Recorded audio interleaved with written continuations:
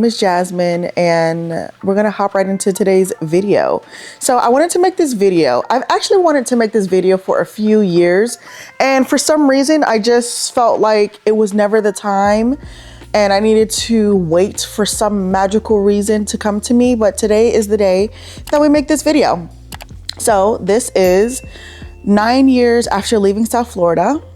My life looks different. Well, it looks different than I planned. So we're gonna talk about it. Growing up in South Florida, it was amazing. It was going to the beach, going to the pool, palm trees, family nearby. My dad's side lives here, my mom's side lives there. I could literally walk to their houses. Absolute dream, absolutely amazing. Then I graduated high school in 2012. And for about 4 years, I kind of struggled a bit down there. It was very hard to find a job. Like for a while, I worked at Walmart for like 2 years. And then after that, I worked at a temp agency for a few months. And then I got placed into I was offered a full-time role. That role did not pay enough. They were very strict. There were no benefits, and it was very soul crushing. And working a full-time job while going to college sucked. So for me, there weren't really a lot of options down there to kind of make it. I tried looking for jobs, and unless you are bilingual, have a friend in a company, your parent works somewhere, it's really difficult to get a job. Well, at least back then in like 2016. I'm sure it's even harder now today, but back then there was I could not find a way to get a decent paying job. So I had to really look at myself and look at my situation and think of a better way. And for me back then, that meant leaving everybody that I knew and loved and moving 3.5 hours away with my now husband, back then fiance, to hopefully build a better life for myself. So after that, that's basically why I moved away and what life was like down there. Adjusting to a new city. Now, I will say for the first 3 years, I did not fully embrace Orlando. I was sad. I missed my family. I feel like at least once a month or once every other month, I would take a mega bus down there. I would drive my car down there. I put so many miles on my car. I didn't want anything to change. I didn't want to be forgotten. I didn't want to feel like it was permanent, even though it was. And I feel like I kind of made myself crazy by having 1 foot in Orlando and 1 foot in Miami, which is a 3.5 hour drive time. So, no, sorry, that's my cat. But yeah, I had a really, really hard time adjusting to the city. It was quite difficult. And at the time I was working a full-time job and in school full-time. So I didn't really have much free time. And I just felt like I didn't have the bandwidth to really make friends. I didn't know where to start. I didn't know how to do it. And it kind of sucked. But honestly, it built character. And it is what it is. So the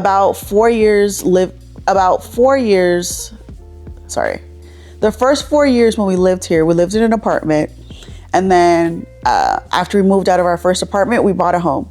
So now we've lived in our home for 5 years.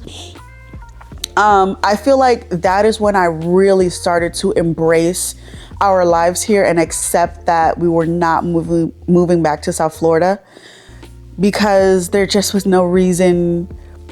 Financially, it didn't make any sense. We still couldn't even find jobs that were comparable. Even though South Florida is a more expensive area, we still would have made less money moving back if we did. So we did not.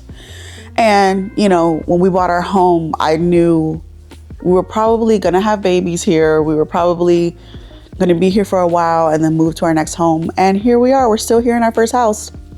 And we are still here in our first house, and I love it. I don't love the home because I feel like I wish we would have bought a bigger home, because I feel like as soon as we bought the home, immediately we started to outgrow it. Then we had 2 babies and working remote and all of the things. But, I digress. The home still gives us what we need. It's reasonable, and, that's all I really could ask for. So building our life here.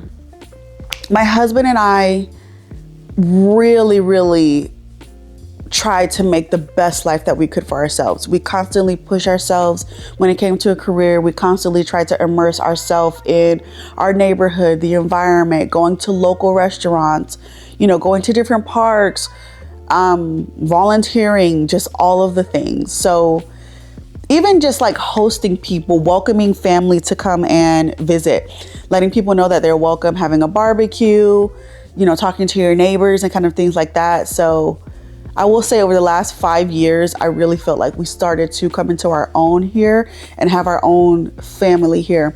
And now that we have 2 small kids, it's like even more solidified. Sorry, my allergies are like making me nuts. Yeah, so now as I have lived here for 9 years. Okay. So I have lived here for 9 years, and I can honestly say this is not what I imagined my life to be. When I was 18 years old, I thought I would be married by 20. I thought I'd be married by like maybe like 25. I wouldn't have my first, not even. I thought I'd be married at 25, have 2 kids, live in South Florida, be an elementary school teacher, live in the same neighborhood that my grandparents lived in, grow up around all of my cousins, and have the same experience that I did as having cousins all go to the same school in the same city and seeing my aunts and uncle on a random Tuesday because everybody lived close by. And that is just not the reality. In Central Florida, we have like, I have a cousin and her husband. So I have, you know, 2 cousins, they're a pair, who live here. And then besides that, we don't have any other family. But we have started to work on building our village. You know, friends who have become like family, you know, neighbors, people you lean on. And yeah, I don't know if I would have had the courage to, like, even right now, the job that I have, it took so much courage to get this job and putting myself out there. I don't know if I would have done that if I would have stayed in my hometown.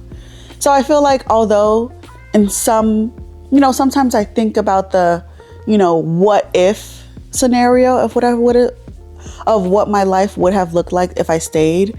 But then I just think to myself, such an amazing life. Like, my husband and I both work remote. We have 2 happy, healthy boys.